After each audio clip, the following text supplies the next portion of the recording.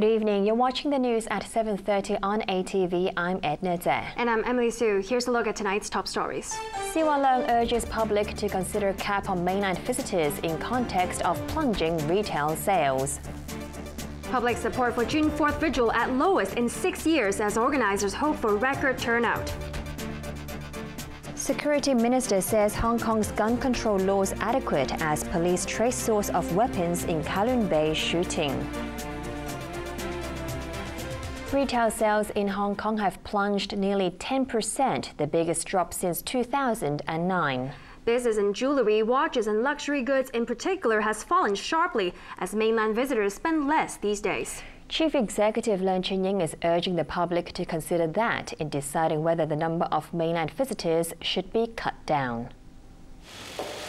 Heading into his weekly cabinet meeting this morning, Leung Chun-ying called for more public discussion on the sensitive issue of mainland visitors. Last week, the chief executive set off a storm by suggesting that the influx of travellers from across the border could be cut by 20%.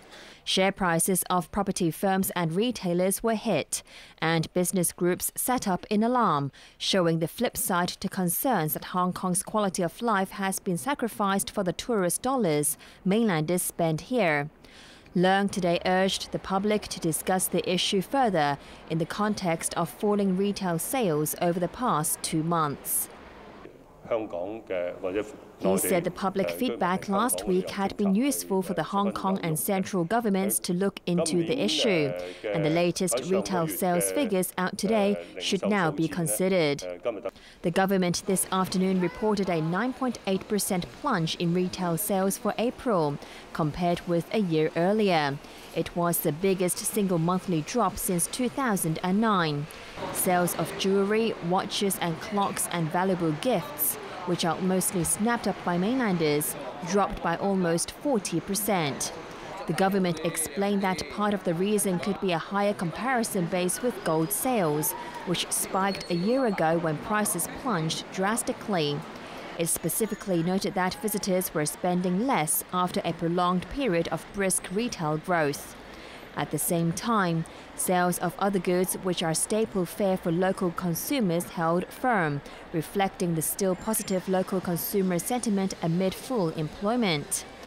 HSBC economist George Leung acknowledged the boost that mainland visitors give to the local economy, especially at the grassroots level by creating jobs. But he cautioned that there are too many of them entering Hong Kong under the individual visit scheme, which burdens certain districts here. Leung urged the government to look into it. The current arrangements allow residents of 49 mainland cities to come to Hong Kong under the individual visit scheme without joining package tours as they were required to do in the past. On top of that, registered Shenzhen residents can enter Hong Kong multiple times, a policy many feel should be the first to be scrapped. Last year, 27 million mainlanders came here under the individual visit scheme. A 20% reduction as floated by the chief executive would be equal to a cut of about 5.5 million. A new poll released on the eve of the 25th anniversary of the Tiananmen Square crackdown shows that more Hong Kong people are losing interest in remembering what happened there back in 1989. But organizers of tomorrow's candlelight vigil at Victoria Park still expect a record turnout, despite rival events to be staged by pro-Beijing activists and even pro-democracy groups. The organizers of the annual June 4th Candlelight Vigil expect a record turnout for tomorrow's event, marking the 25th anniversary of the crackdown on the student-led pro-democracy movement in Beijing.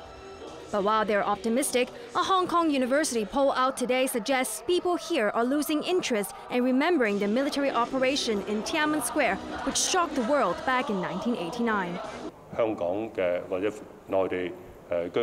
Results of the university's latest poll were released hours after Chief Executive Leung Chun-ying reiterated that his government will not comment on the issue. HKU interviewed 1,005 residents over the phone and found that 56.1% of them think the mainland's pro-democracy movement should be vindicated. That figure is down 6.7% from last year and is the lowest since 2008. 20% of the respondents opposed vindicating the Tiananmen demonstrators, an increase of 4.3% from last year. The poll found that younger people are far angrier than older respondents about the way Beijing handled the pro-democracy protests. The 25th anniversary of the crackdown also comes amid a widening rift in Hong Kong's pan-democratic camp. But People Power, the Federation of Students, and Scholarism say they will back the candlelight vigil despite their row with other pro-democracy groups over political reform. Their support is welcomed by the organizers, who will be confronted not only with a counter-rally by a pro-Beijing group, but also with rival events staged in Tsim Sha Tsui and Sheung Shui by two radical pan-democratic factions. The biggest source of tension is a plan by the Voice of Loving Hong Kong to screen a video outside Victoria Park claiming no one died in Tiananmen Square during the military crackdown. The Alliance in Support of Democratic Patriotic Movements in China has accused the Beijing loyalists of twisting the truth. Alliance leader Li Chegan urged supporters to focus on paying tribute to those who died on June 4th and not be provoked by the pro-China group. In Beijing, security has been tightened around Tiananmen Square on the eve of the anniversary. Dozens of riot police and security vehicles were seen parked around the landmark. Activists and political commentators said China's determination to snuff out any mention of the event is particularly strong this year. In the run-up to the anniversary, about 50 people have been detained, put under house arrest, questioned by police, or simply vanished. In one case, 5 people were charged with causing a disturbance for attending a gathering inside an apartment to commemorate the 1989 movement. Those present included scholars, a prominent Chinese human rights lawyer, writers, and the mother of a student killed by soldiers in 1989. Historian Zhang Lefan, who skipped the gathering, said the government's crackdown is unusually harsh this year because it feels threatened. The discontent within the country is intensifying, so authorities are worried this will create a domino effect and threaten their survival, Zhang said. The June 4th anniversary comes as China struggles with challenges such as slowing economic growth, worsening pollution, widespread corruption, and violence in the troubled western region of Xinjiang. A string of terror attacks in Chinese cities blamed on Muslim separatists from Xinjiang has added to Beijing's security concerns. Chief Executive Leung Chun-yin has expressed concern about how a mainland immigrant who sparked a shootout in Kowloon Bay over the weekend managed to get hold of guns and ammunition. The security minister says it won't be easy given the size of cross-border travel, but he's insisting current gun restrictions are adequate. ATV's Arthur Okeola reports.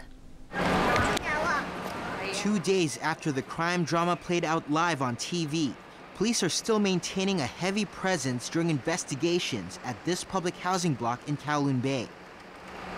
Members of the Elite Police Special Duties Unit stormed a flat in the building on Sunday morning after the body of a man shot to death was found on a higher floor. Inside the flat, they found the suspect, who was said to have shot himself. Today, the back entrance of Lok Cheng House in Kai Ching Estate remained sealed off following the 12-hour drama that began on Saturday night. Residents there are still on edge after a harrowing weekend. This woman, who lives on the 21st floor, where the body of a 43-year-old air conditioning worker was found, said she hasn't slept properly since hearing 3 gunshots outside her apartment on Saturday night. Her young son said he has to hold his mother's hand for assurance whenever they take the lift. The government is offering counseling to residents. This woman says she'll accept the offer as she's still anxious and scared. 6 hours after air conditioning technician Liu Kai-chung was found with 3 gunshot wounds to his chest and back, the elite police squad known as the Flying Tigers closed in on the suspect's 10th floor flat. A 6-hour standoff began before 51-year-old Lee Tak-yan opened the door of his flat and fired twice at the police, who replied with 1 shot, but all missed. The mainland immigrant then appeared on the ledge of his apartment, pointing a gun to his head. After he clambered back into his home, officers stormed the flat. Inside, they found Lee with a gunshot wound to his head. He was declared dead in hospital. Speaking before his weekly cabinet meeting this morning, Chief Executive Leung Chun-yin praised the police for their swift action and professionalism in handling the incident. Leung said officers had managed to resolve a major security incident in a short time while keeping other residents safe. He thanked the residents there as well for their cooperation and understanding. The chief executive said the government and police were concerned over how the suspect got hold of the 2 guns found in his flat and are investigating. Security Secretary Lai Tung-kwok said the police would investigate several channels through which the weapons may have been brought into Hong Kong. But he admitted it's a difficult task because of the huge number of people crossing the border daily. Lai, however, insisted current laws restricting firearms are sufficient. This can be evidenced by the number of cases that using firearms are extremely rare as compared with any other large cities. The security chief denied concerns expressed by retired police officers that Saturday's operation had been jeopardized by the live media coverage. I think the result speaks for itself.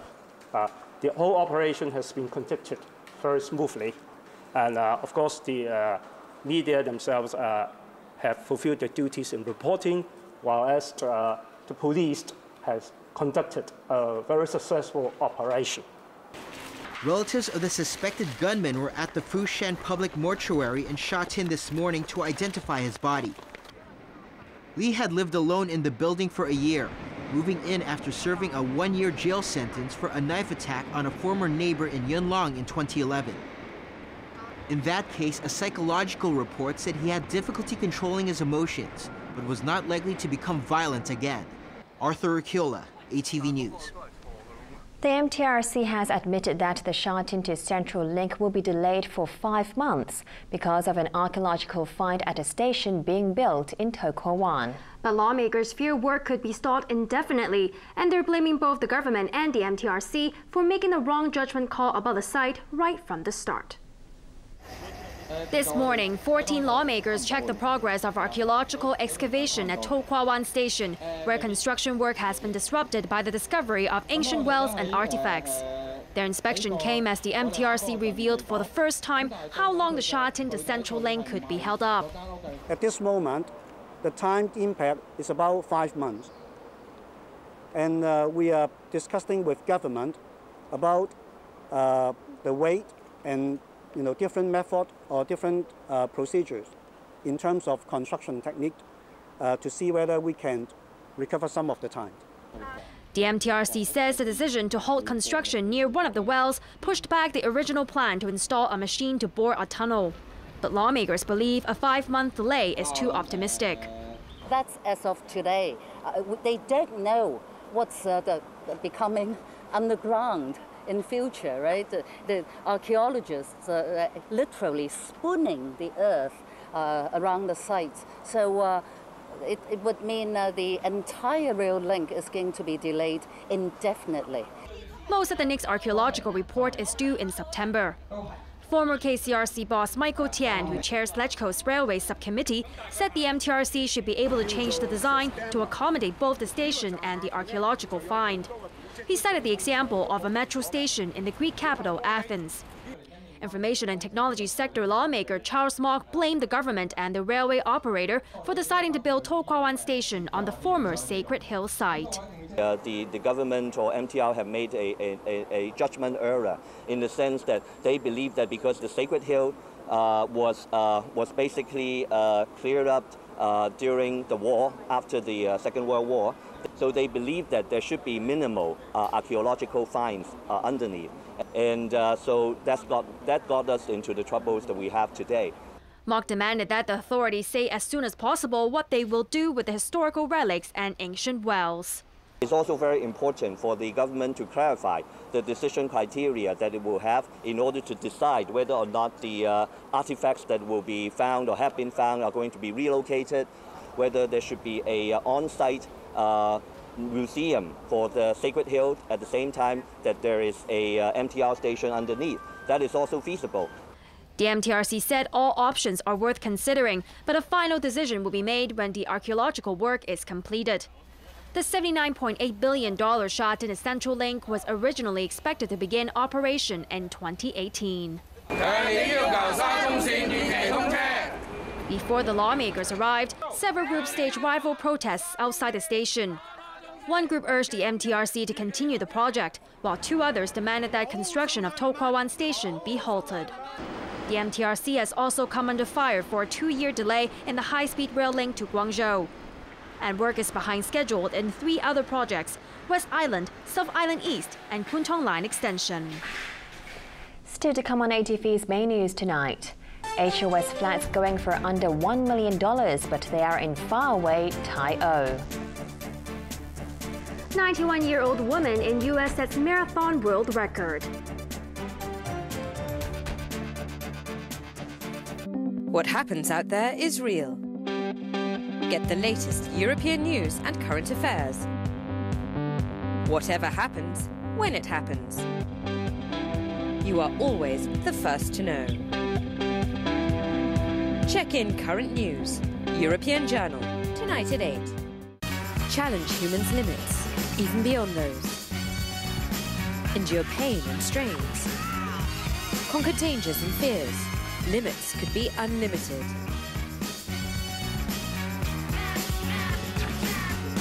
You do just have to be a little bit crazy. Leisure Time, Chasing the Rush, Tuesday night at 8:30.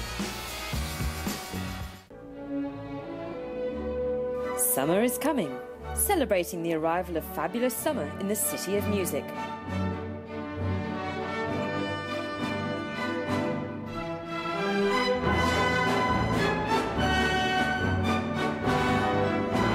Listen to one of the world's finest orchestras. Enjoy the fascinating summer days. Vienna Philharmonic Summer Night Concert 2014, Wednesday night at 8.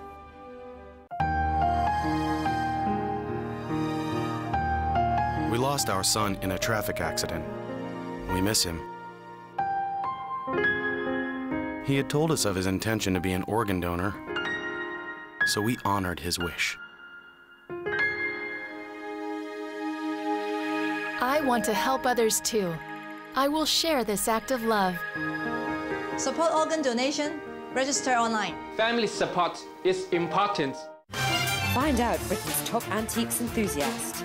To be one step closer to becoming an antiques master. Contestants are eager to show their talents.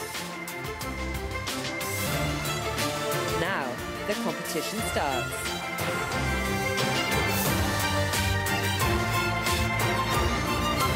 Antiques Master, Series 1, tonight at 10. Want to promote your latest products on television? ATV's 2014 Ad Easy package is the right choice for you.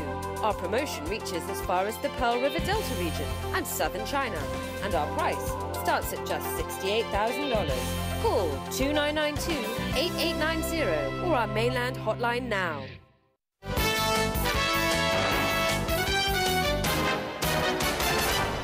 The government is inviting first-time home buyers on a tight budget to apply for home ownership scheme flats costing as little as $640,000. But there's a catch. The homes are in the remote fishing village of Tai-O on Lantau Island. Here's another opportunity to get on the property ladder for those who have long complained that soaring flat prices are beyond their means. Now, if they are lucky, they can snap up a flat for as low as $641,100 in Tin Li Court, a home ownership scheme project to go on sale. But the 85 homes on offer are in Tai-O on western Lantau, and those living there face long journeys to the city. Originally completed in 1995, the 12-story building was part of neighboring Long Tin Estate, which offers public rental flats. There were no takers for 80% of the units in Tin Li Court, forcing the government to give the block a facelift and convert it into an HOS project. Regarding the renovations we have put in this building, you can see in this internal environment, we have repainted all the wall surfaces. And also we have changed the hinges for all the windows to the new latest standard. Regarding the kitchen and the toilet, we have changed all the wall tiles and also the floor tiles. Even with the sanitary fittings, we have also changed to new ones. To lure prospective buyers, the Housing Authority is also throwing in a 1-year warranty for the fittings. But building inspectors are less convinced and point out areas which need more work, adding that workers might charge premium rates because of the inconvenient location. Measuring 478 to 485 square feet each, the Tai O flats are expected to be popular with small families looking to become first-time homeowners. With a 30% subsidy, the asking price for the most expensive unit is $897,000 only. Applications open next Wednesday for 2 weeks. Those chosen by ballot in August will be invited for a site visit before they make up their minds. Overseas, a newly appointed Indian minister was killed today in a car crash in New Delhi. But first, in a roundup of international news, U.S. President Barack Obama is in Poland for talks on European security. ATV's Ben O'Rourke reports. U.S. President Barack Obama touched down in Warsaw this afternoon for a display of military unity with America's Eastern European ally.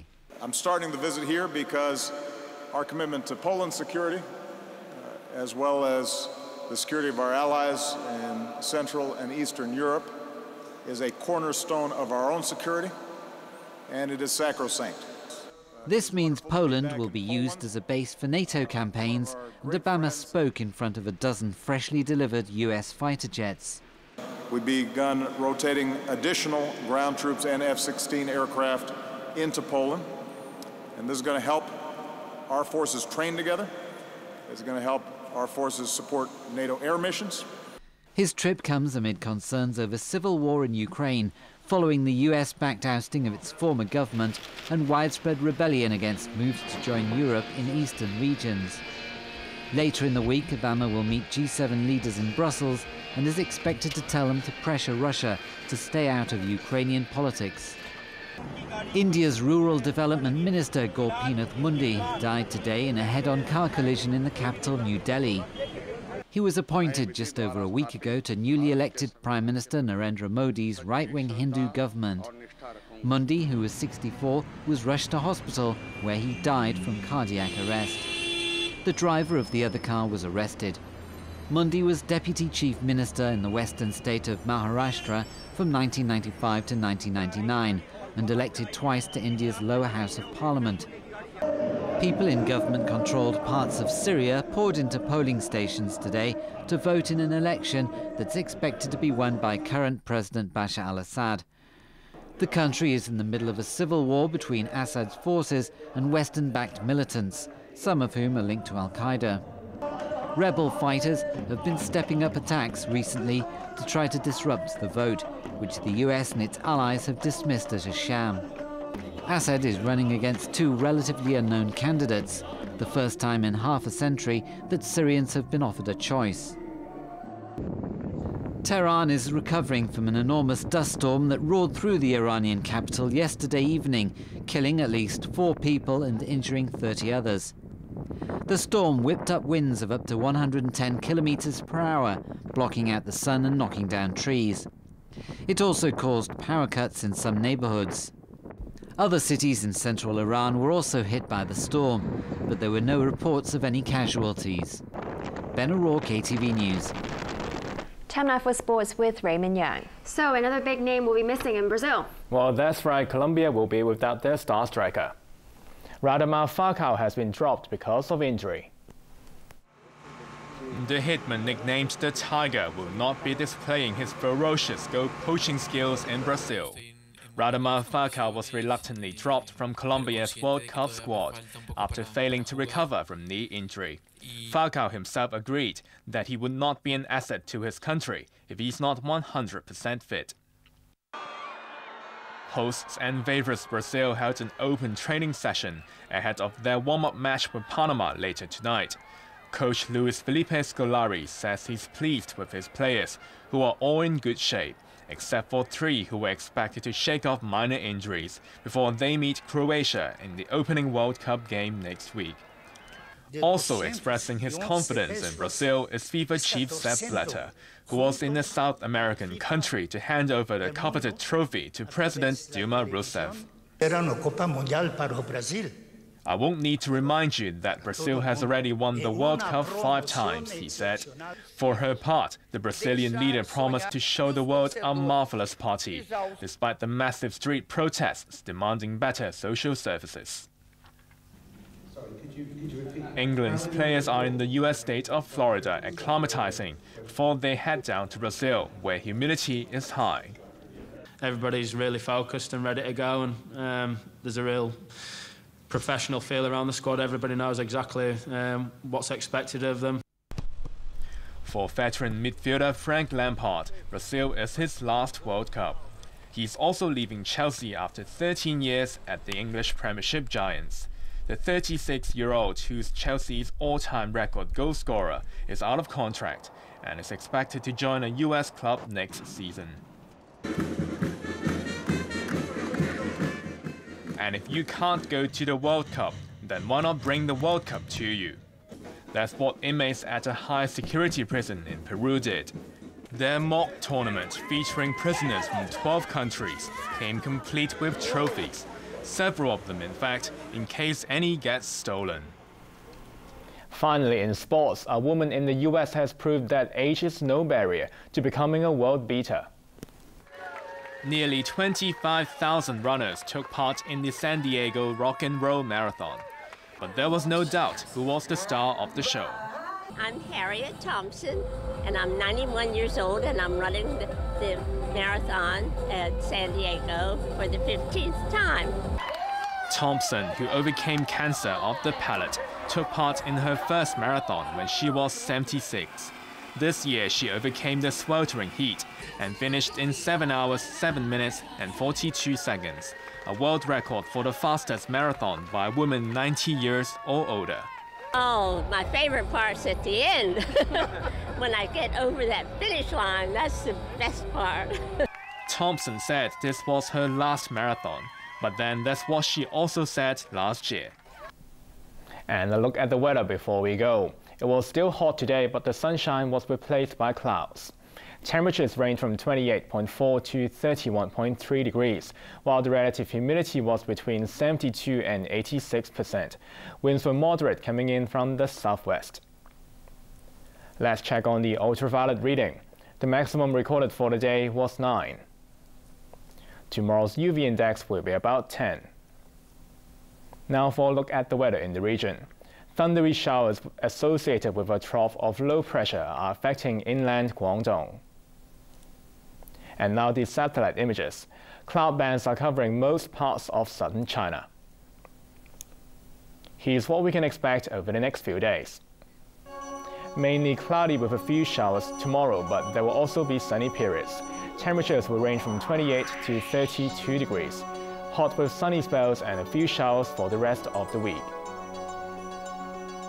Here are the latest pollution readings under the Air Quality Health Index. General stations are at 2 to 3, meaning the health risk is low. Roadside levels are at 4, and the health risk is moderate. Finally, here's the weather around the world.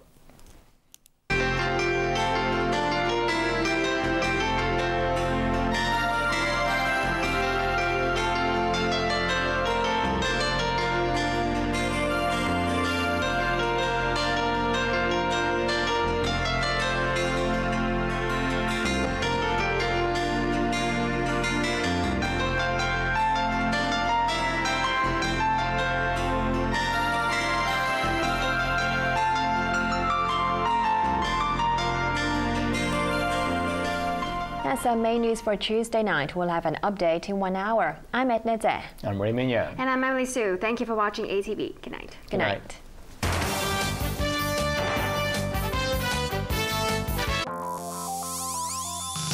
Coming up, check in current news, European Journal.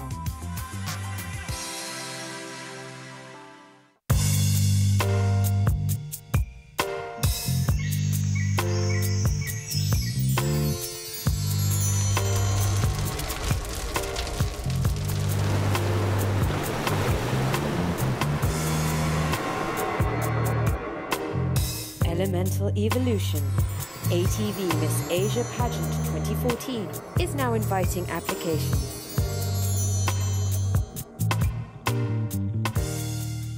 Elemental Evolution, ATV Miss Asia Pageant 2014. Application form is available at ATV website and the following locations. Stay close to fresh K-pop from the hottest selling artists to the up-and-coming superstars. Keep in touch with the latest chart of the Korean pop music scene on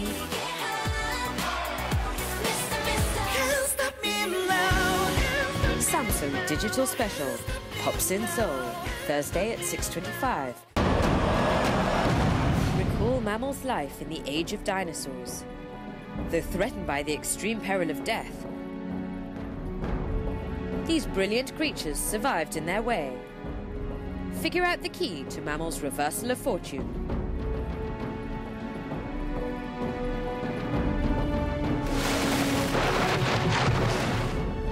All About Documentary, World After Dinosaurs.